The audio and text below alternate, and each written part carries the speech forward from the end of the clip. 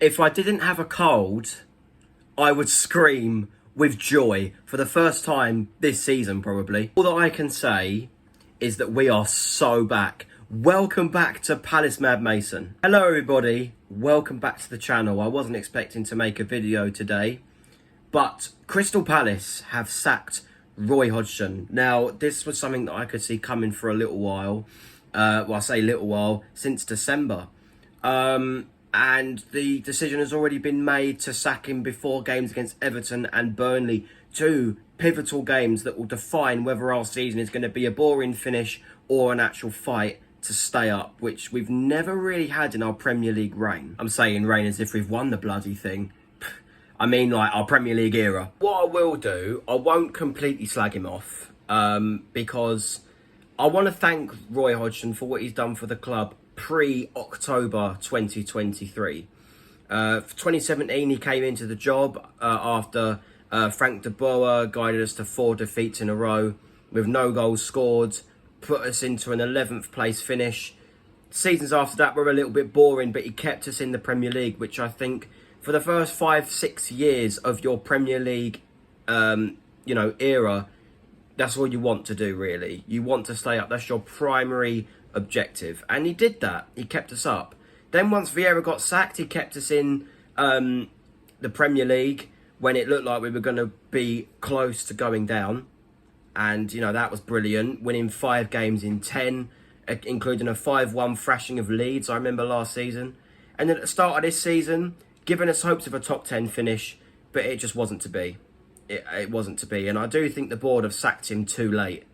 But we'll see with the new man. Oliver Glasner. This is the first time I've mentioned his name on this channel. Who is Oliver Glasner? Well, Oliver Glasner is the former Eintracht Frankfurt manager who won the Europa League with Frankfurt against Rangers in the final in 2022, giving Frankfurt, for the first time in a few years, I think, qualification into the Champions League. Yes, Frankfurt do have a lot of better players than Crystal Palace, and but he also took Wolfsburg, a team with Wout Weghorst up front, the former Burnley and Manchester United flop, took them to the Champions League as well. Now, I'm not saying I expect Oliver Glasner to take Crystal Palace to the Champions League. I'm not saying that's something that's going to happen. But this is probably the most serious signing that we've made since Alan Pardew, and that was a good, 9 years ago? Do you know what I mean? Like, this is really, really good stuff. Only thing, and this is the one only thing that I have a little slight problem with Glasner, is that he's not Premier League proven, and this is a massive stepping stone. How long is it going to take Glasner to adapt to the Premier League? Now, the fact that he's taken small-ish teams like Frankfurt and Wolfsburg to the Champions League tells me all I need to know, which has sort of put my stress and worries about that on the back burner for now.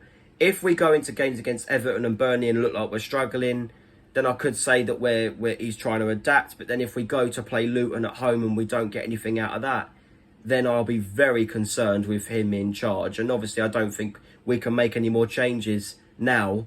We've got to stick with Glasner till the end of the season. The board have made a massive decision, and I hope it's the right one, because I thought that a new manager would only last till the end of the season, because that's how long Roy was supposed to last. But he signed a contract until 2026. That is 2 seasons, 2.5 seasons, if you like, where his aim for this season is just to keep us up and hopefully put a good few performances in. Only issue is that he's not had a transfer window to work with. He's got to work with the players he's already got, with the injuries there are, with Eze and Elise, and try and make us better. Try and finish games off if we do take a lead. Play the right squad. I don't think a guy like Oliver Glasner, because apparently he does play fast attacking football, with all due respect, he's not going to play Will Hughes at number 10. I doubt to believe it. I struggle to believe that he will put Will Hughes as a number 10 and Jeffrey Schlupp on the left. He's going to play França. He's going to have looked at that performance against Chelsea and been like, right, let me pick that team from scratch, and then when he goes into training for the first time, we'll see what he can do. But I am very, very happy with the decision that Crystal Palace have made, which is something that this season is a rarity. I've been criticising pretty much everything with this season so far. But I'm very happy with Glasner because we could have gone with Steve Cooper, Graham Potter, Lopetegui, managers that would have just aimed to keep us up and probably not progress us. Like, I don't know, let's use Patrick Vieira as an example. Because Patrick Vieira did progress us slightly. Gave us better performances for one than Roy Hodgson. So I'm glad that Roy Hodgson's been sacked. I'm glad Glasner's in. And his first game in charge is in 4 days' time or 5 days' time against Everton on Monday night. Glasner's first game in charge. I'm so looking forward to it. And I hopefully will be reacting to it via live stream because it is on Sky Sports. So I'm very excited for that. Very excited for the rest of the season now. And I never thought I'd be saying that. Like, share, subscribe. Finally, a good bit of news on this channel.